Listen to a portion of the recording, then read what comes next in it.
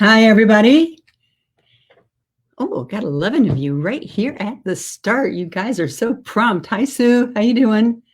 And Beth and Christy, you guys are my regulars that are always here, right on time. Anime Foley, absolutely. Oh, yes, it's 85 degrees in sunny Fitchburg, Massachusetts. Yeah, here in Greenwich, Connecticut, too. It's really nice. Hi, Cindy, Abood and Tammy Lewis. Happy Tuesday. It is Tuesday. It's Tuesday, the 26th of May. Can you believe it's almost June? That's crazy. I can hardly believe it. But it's starting to feel like summer now, like finally. Did you guys enjoy Memorial Day weekend? Did you have a barbecue? It's just us. Did you pig out just a little bit? Or did Jackie Falco, nutritionist extraordinaire, did she get you on the healthy train on Friday? She was great, wasn't she? Really great. And you guys had great questions for her also. And by the way, if you threw all caution to the wind and had a heyday at the barbecue, you know what I say, you can start anew any day. Just don't, I mean, the bad part is if you say, oh man, I was like so awful, like now I can never do anything. Get up after I'm off, get up and go out and do some power walking. It's a beautiful day almost everywhere to do that. I'll see if some of the others of you say it's actually a beautiful day where you are. But I do think that it makes you feel good when you feel like you're in control of yourself, when you feel like you're in control of your energy level. And, getting outside, getting that sunshine and that fresh air is all part of that. But today I'm going to talk about another way to feel good and to feel good about yourself. And I think even just to feel better about the world in general. And that is when you are helping someone else. And of course, all of us who have kids or grandkids, this should be our mission to try to, really fill them full of the expectation that they should do things for others in their lives. I know that was my dad's mission, was to go out and see the world. And I have perfect opportunity for a shameless book club if I ever saw one. Or here, let me give you a Maya Angelou one. Listen to this. They may forget your name, but they will never forget how you made them feel. And I got to tell you, I got somebody on today with us who has made a lot of people feel really good, and he just did it to make the world a better place, to make his mark on this world. And I just got through reading his book, and his book came out at the same time that mine did, literally almost the same day. It is called Paying It Backwards, okay? That's the name of the book, Paying It Backwards. And in it, author Tony March tells a story of his life. And the subtitle here, How a Childhood of Poverty and Abuse Fueled a Life of Gratitude and Philanthropy. I just want to soak that in. It's so good. He grew up down in Florida in abject poverty, really. And his mom really didn't show him any love. She didn't give him all that positive reinforcement. In fact, at one point in his life, and he'll tell you about this, his mom wanted to go live with another man who didn't want to have kids around. So she put him and his brothers into an orphanage for like 9 months. And she didn't tell them why. So they didn't know when or if, frankly, they would ever see her again. But his life started to turn around when he got into high school, and a couple of teachers, we've talked here about our heightened sense of appreciation for teachers during this pandemic, but it is really, truly amazing the indelible impact a teacher can have on a student's, a young person's life. And those teachers really changed Tony's life. So that when he went out and started making it in the world, he also started paying it backward. So, and in doing so, he changed a lot of other people's lives. And that's just kind of the beginning of this story of what happened to Tony March because of a few caring, dedicated, compassionate teachers. And I will let Tony tell you the rest of the story. So let's say, hey, Tony, how you doing? Hey, Joan, how you doing this morning? I'm doing great. I'm so glad to get to meet you in person. We've been talking for the last, half hour or so, but Tony has the same book publisher as me. He was on one day, you might have seen Jonathan, and his book came out, Paying It Backwards, and he was on the Today Show the day before me, right? And I always look for the shameless book plug opportunity of the day. And I was on the Today Show. I think you were on with Al. I was on with Hoda, maybe Hoda and Savannah. So I got the book from Jonathan. And, as a parent, Tony, I always am trying to see what we can do as parents to try to instill in our kids that desire and that really to make it an expectation that you're not in this world to enjoy it for yourself, but that you're here also to make a mark on the world and to do things for others. We've talked here on this, I started to say on this broadcast, well, it's broadcast. It's still a broadcast about teachers and how everyone has a new sense of appreciation for teachers after this pandemic. But before we get to those teachers that turned your life around, I do want to take you back in time. And I know writing this book made you go back in time, which I imagine was quite an experience. But tell us about your early childhood and what that was like. And if you ever thought you were going to get out of there. Well, my early childhood was not one that I would wish on anyone. I grew up extremely poor, eating out of garbage cans behind grocery stores, restaurants. Just literally hungry every day of my life till I went off to college. I don't know who my father is. I was sexually abused at 7 for 3 years. I just didn't have any love at home. My mother, in this age of pandemic and parents having to be teachers, my mother never read one sentence of a book to me. See, spot, run. Not one sentence of a book. Never looked at my report cards. I think I was 25 years old before I knew what Snow White and the Seven Dwarfs were. I heard my wife reading it to my daughter, and that's when I learned the story, because I never had one single book read to me at home, let alone a nursery rhyme. So it put me into severe depression. And my whole life is a double-edged sword. I like to tell all the listeners, my life is a double-edged sword. It seems like everything that happened to me happened for a reason. And God gave me the power to use it as a tool. And there's many examples of that. The car dealership, I could go on. We'll get there. we'll talk about that. Where I just had the power to use everything as the opposite side of the bad situation. By my mother putting me in depression, what it did, it made me literally go to school, come home, go to my room, and never come out other than maybe when there was a meal every now and then.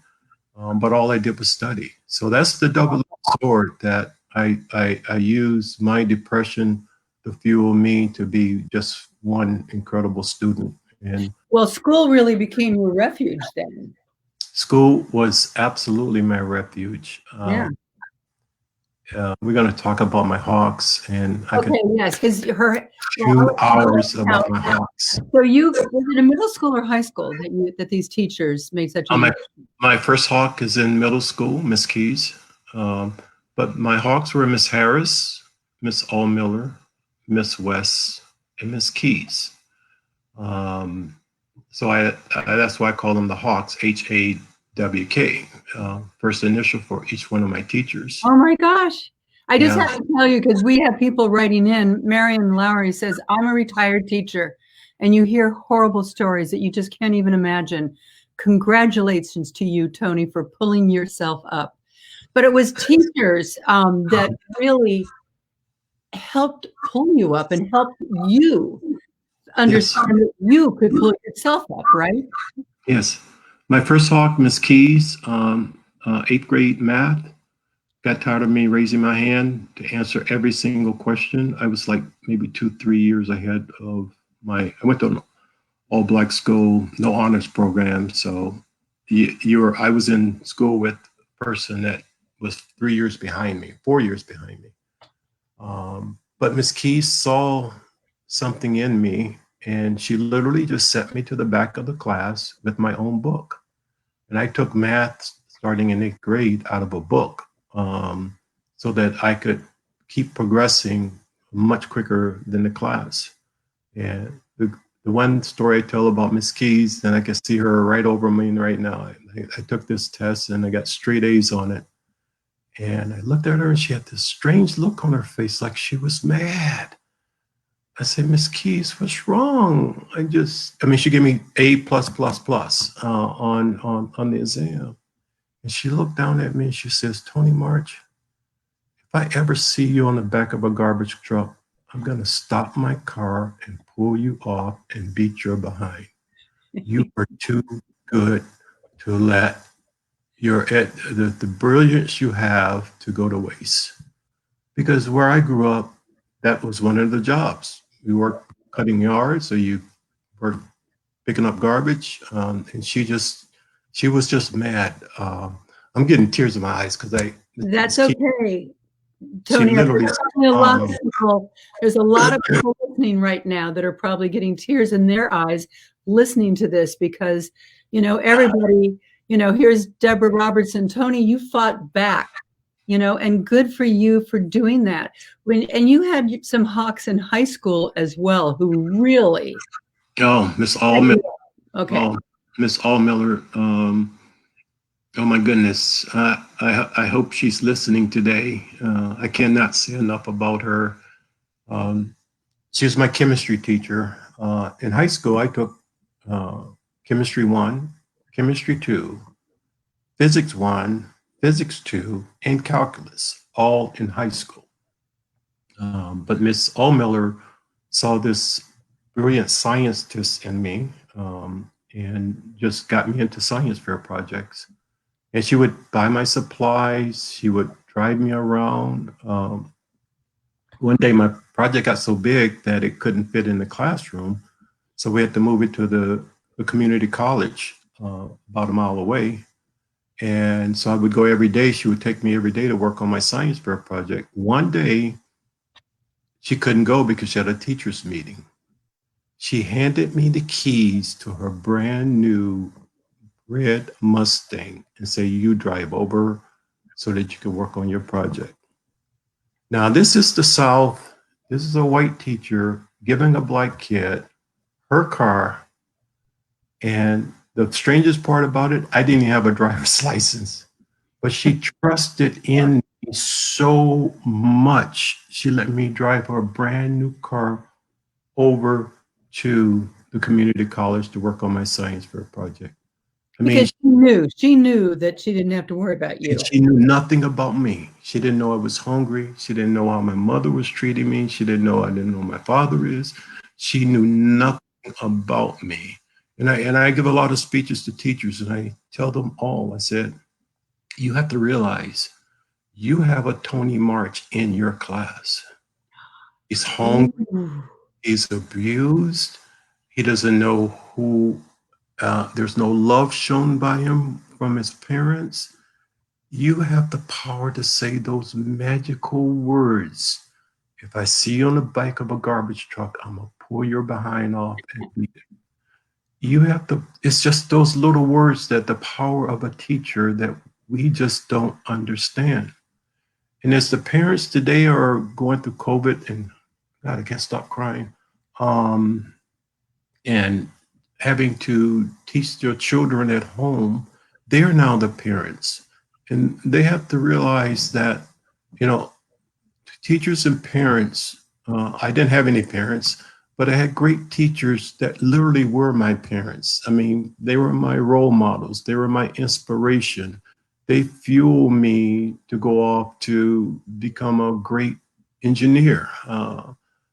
And to do so much more than that. I mean, I don't know, when we finish, I want you to go to my page and go back and listen to and read some of these amazing comments that people are making. Here's Christy Getch. What a guy. Beautiful example of not letting life cruel circumstances keep you down. Made good decisions for yourself, used it for the greater good. I don't know how much those teachers helped, but somehow you got in to Howard University and studied engineering and got this degree in engineering, and got a job at General Motors as an engineer. But you didn't just stop there. Tell us about you were there. I guess this was what, the 70s? And you heard that they had a program to try to get more Black ownership of car dealerships. And you heard about it. And what did you do? You had to go take special training, right? I had worked for GM for 15 years. I could go back to being an engineer tomorrow. I just absolutely love being an engineer. I actually have 3 U.S. patents while I was an engineer. So I loved engineering. One day, a gentleman by the name of Chandler Lee walked in my office. At 27 years old, I was the youngest engineering group manager. This is 4 years out of college. I had 50 engineers working for me. Wow. He walked in my office and asked me for a letter of recommendation. I said, for what? He said, for the Dealer Academy. I never even knew there was a GM minority dealer academy. So he gave me the brochure and say, you have to go to school full time for a year. Get this, I was making $65,000 in 1984. Today, that's about, as an engineer, probably 300,000.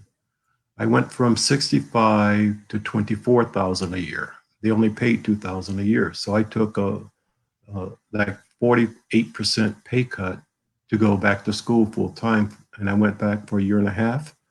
I graduated in 1985, got my first dealership. The dealership had lost money 5 years in a row. I was very fortunate. My very first year, I made $500,000. I completely turned the dealership around, paid back my loan to Motors Holding, which had loaned me the money to buy the dealership. And 3 years later, I got my second dealership. 3 years after that, I got my third. And in 1998, I formed a company called March Hodge Automotive. And in 2008, we owned and operated 21 car dealerships in 7 states with over $500 million in sales. So going to the academy actually completely changed my life. I would have been a great engineer. I would have been successful, probably moved up in management. But by doing the dealership, I was able to start acquiring wealth. And that's when I started the foundation in 1994 when I opened my third. Backwards Foundation? Yeah, Backwards Foundation. And that's when all along the way, I was giving back.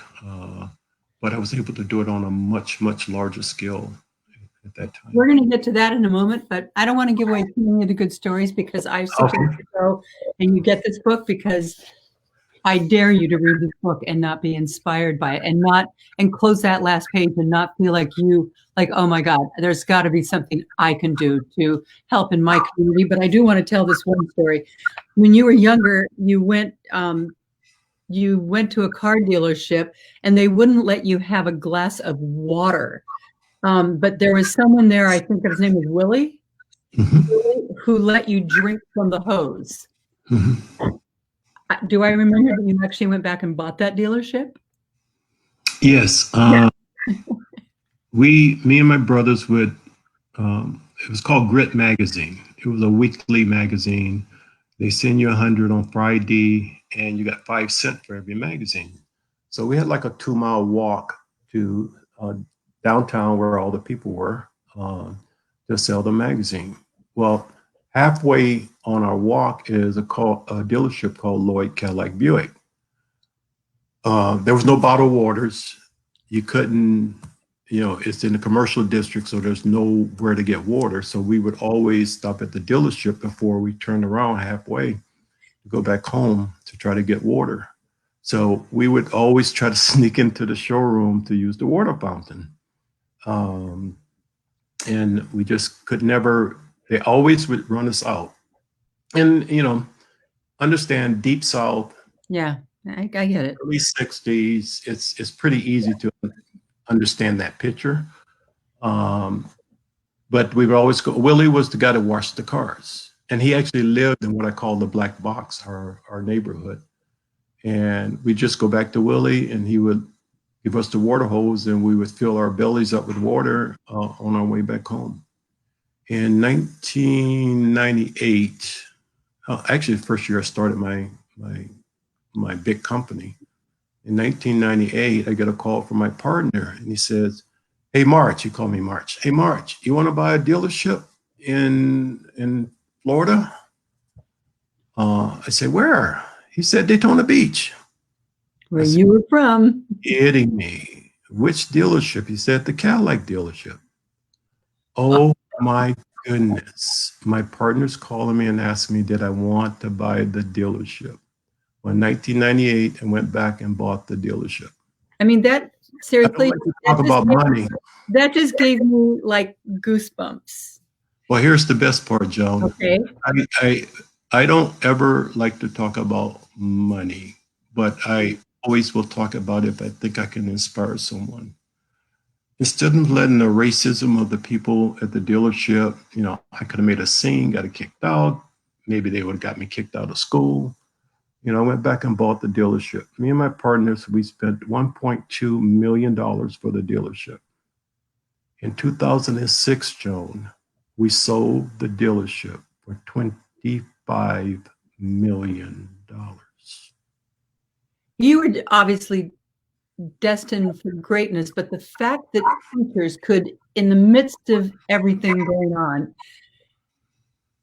somehow spot this and start inspiring you and starting to make you believe in your own mind. Mm-hmm. You could do something with that. I mean, I was just so impacted just by the difference that a teacher can make it completely changed the trajectory of your life. And had you not done this, let me just say, so as Tom's out making it in the world and making millions, he is also giving away millions of dollars of his fortune.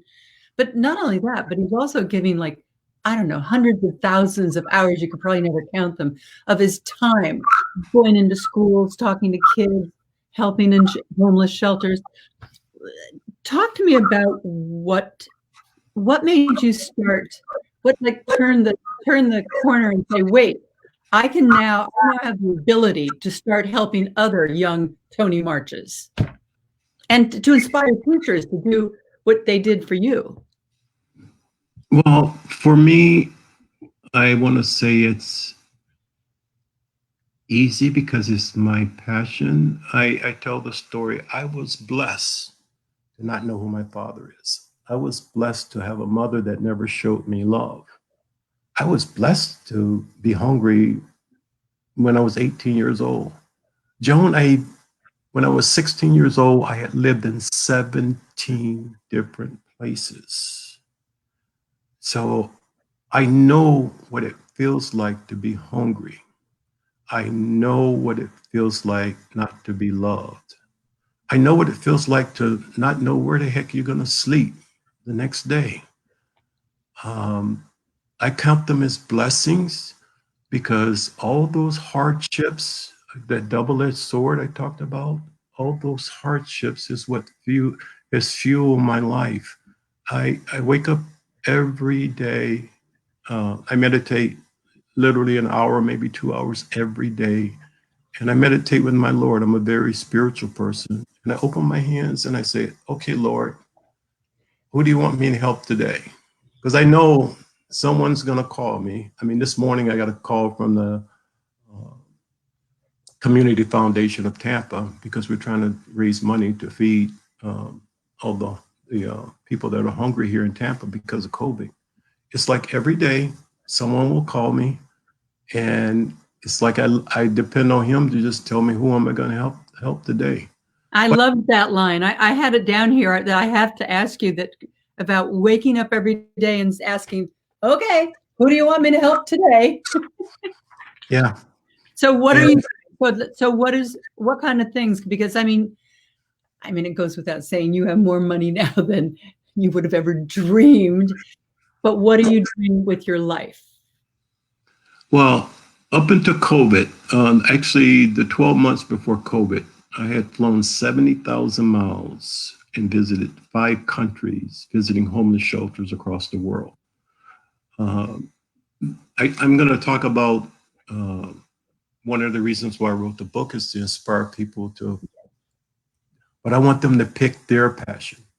You can obviously, after hearing my story, understand why my passion is for homeless shelters. It's between the lack of food, the lack of love, needing inspiration to get out of the bottom.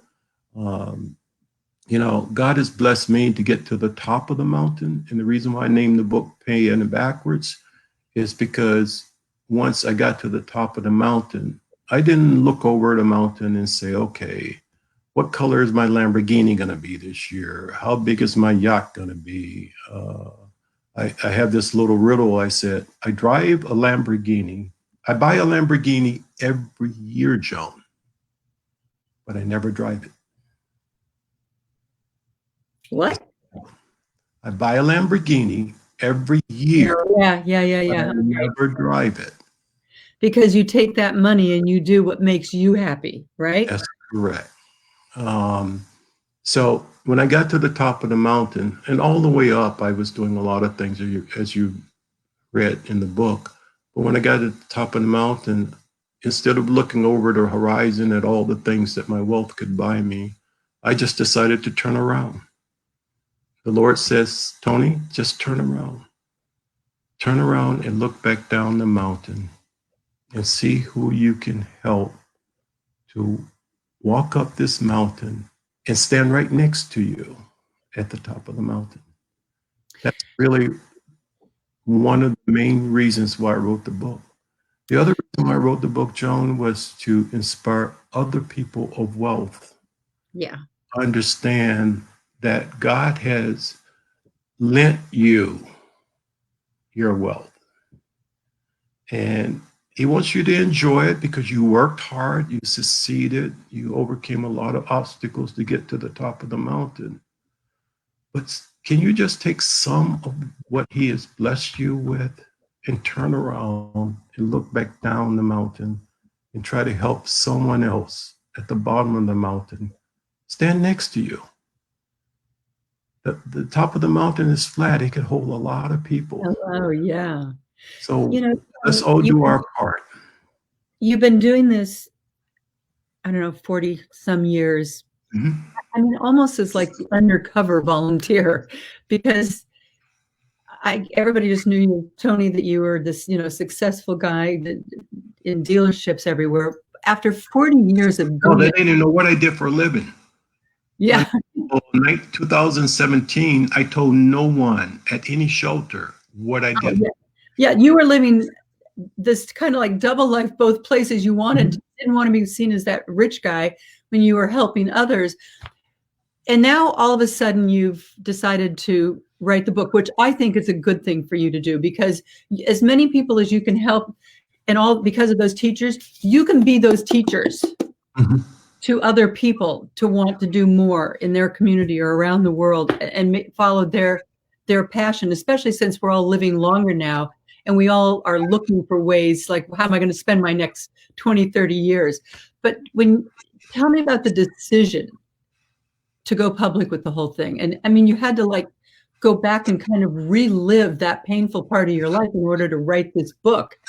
Was that difficult? One of the things that's really hard for me, Matthew 6:2 is one of my scriptures. And I lived my whole life off of that scripture for so long. And Matthew 6:2 uh, it basically says, do not, as you help the poor, do not trumpet your horn. And Yeah. I'll never forget in February, um, I was getting ready to help Metropolitan Ministry, my local big shelter here. And I say, Tim, I don't want to do a picture where I post where I show what I'm doing. I just want to just be in the background and just do my own thing without anyone knowing. And Tim is the one. He won on this story, but I'll tell you the other story of how I call it getting outed. Um, I went into severe depression for a week. I called my ex-wife, I called my daughter. I said, I'm having trouble letting people know how much money I'm giving to different causes. And Tim said, Tony, I understand, but you have to realize you can be a catalyst. It's like throwing a rock across the pond, all the ripples. When someone see you're doing something, they may be inspired to do something. So that's when the foundation started to literally start publicizing what we're doing. It was literally to inspire other people. And you are inspiring other people. Here we have, I mean, there's so many, it's hard to even pick which one, but here's Marion Lowry saying, you inspire me to want to be a better person and to share my wealth more than I do now. So it's working, Tony. Well, Tim and Justine at Metropolitan Ministry, I had been going there. I was averaging 20 hours a week for how many years, and no one knew who I was. Tim knew because I was writing big checks. So obviously the CEO wants to know who Tony March is because he just wanted to thank me. So as we're talking, he started to listen to my story, and he said, Tony, you've got to let us tell the people in Tampa what you're doing. So they arranged for the Tampa Bay Times to come down and interview me. And I wake up Sunday, April the 23rd, 2017. And a good friend of mine says, Tony, have you seen the newspaper? I say, no, I don't get the newspaper. He says, he knows like there's a Publix, a grocery store. He said, you got to go right across the street and get the newspaper. So I go over, and he wouldn't tell me what it was. I go over, and I'm on the front page of the New York Times cover volunteer. So from that day forward, everyone knew who I was and knew about my story. And the funny part is the people in the kitchen were reading the story and not even knowing that I was garbage man.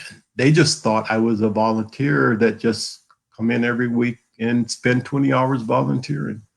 So that's when my whole life sort of changed for his outing. And then Tim convinced me to write a book to inspire others. And that's why I'm here today, because of them inspiring me to write the book, to tell my story.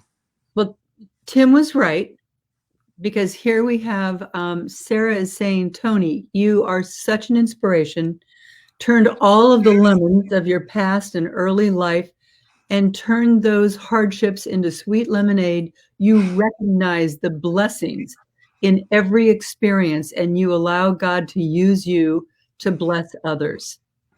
So, you know, I mean, and I'm just sharing with you a couple of things. I mean, I can see by what everyone is saying. I mean, you are making an impact on people here today. And I know that you go all over the country talking to students, and just think back to when you were a young boy, in middle school or high school. You had these hawks, these fabulous teachers, but it was probably hard to imagine at that time that, coming from your circumstances, that you could be sitting here talking about the breadth of the impact that you have been able to make. It was definitely worth it, right, to write the book? God has just always been watching over me. March of 1969, 2 months from graduating from high school, I had not applied to a single college, Joan. I couldn't afford to go to college. Yeah. Go home one day early from it would have been swimming practice, and in my sister's house, I lived with my. I lived. The reason why I was hungry, I lived with my sister. She had 9 children. Yeah. Couch. So 9 children plus her and a husband and me is 12 people living in a house, and she was not. There was no such thing as food stamps at that time. So that's why I was hungry throughout high school. But I get home, and my sister's husband's best friend comes to Daytona for 2 days to visit. He walks. His name is Moses. Of course. Moses. God sends me Moses. Yep. And he says, Mary's telling me about all your good grades and all the incredible courses you take. And so I start rattling off the courses. And he asked me, well, what college are you going to? He's like this really happy smile on his face. He just couldn't wait for me to tell him what college I'd going to. I said, Moses, I haven't applied to a single college. I can't afford. I can't afford food. I can't afford to go to college. Turns out Moses Johnson, I'm getting ready to cry, is the Dean of Admissions of Howard University. Oh. You realize that someone was up there walking over you, exactly. And they literally sent you. I mean, 2 years, everybody had applied, found out where they were going. I had not even applied to a single college. I cry when I think of the blessings that given me. I'm sorry, everyone. No, listen, it's okay. And you're sharing those blessings though today with us, like you do all the time. And he said, in 2 days, I'm gonna send your application. I want it back in my office in 2 days. And so I sent the application in, and Miss Harris, one of my hawks, helped me type the application, fill out all the stuff. She would always tell me, we got to get you in college. We got you in college. The day I gave her the letter, she just broke down and cried so much. Joan, I'm sorry for crying, but no, do not be. Do not be. All these wonderful people in my life. That's why I just trying to pay it backwards. I had so many people help me, despite all my horrible upbringing, to get to where I'm at. And absolutely, I thank God and all the people so much. And I just want to inspire someone else to realize, pick your passion. It may be cancer. It could be anything. Pick your passion. Yes. You're going to tend to do more about your passion. I loved one of the quotes I use, and I saw you have quotes in your book too. I'm telling you, there's like a simpatico here. One of the quotes I used in my book called in the chapter, When There Are Lumps in the Road. You had a whole lot more lumps. But was Michael Douglas's that says, cancer didn't bring me to my knees. It brought me to my feet. And I feel the same way. Like I got this cancer diagnosis and no one wants to be diagnosed with cancer. But as I look back on it, it was a tremendous blessing because another quote that I always love is, I may not have gone where I thought I would go, but I certainly ended up where I needed to be. And, you ended up here today, and I'm so, so happy I could share you with everyone here. You have to go back when you get off. You have to look at all these comments. Does your teacher know that you aren't on the back of a trash truck? Miss Keys passed, but I got to spend Christmas with Miss Allmiller and her family, and she just ecstatic. I'll bet. She's the only one of the 4 that is still alive. Tony and I are the same age. I mean, just Christine, Tony March, amazing Joanne, Angel, what an inspiration you are, Tony. Brandon says, God bless you. Never apologize for your tears. You earned every one of them. Here, the tender heart even comes out in your soothing voice.